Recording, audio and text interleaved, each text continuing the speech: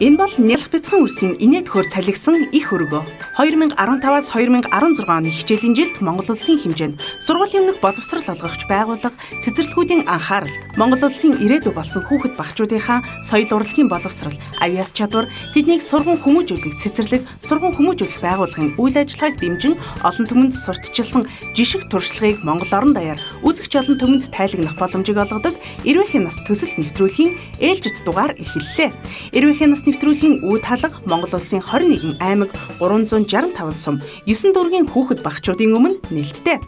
Тэнгэрлэг Монголын гэгээлэг ирээдүг хамтдаа бүтээцгээе. Тод харуулсан урайтай ETV HD телевиз Эрвээхийн нас зорилт төсөл нэвтрүүлгийн редакцтай холбогдох утас 99 тэг 6 25 11 99 27 33 50 99 тэг 7 99 99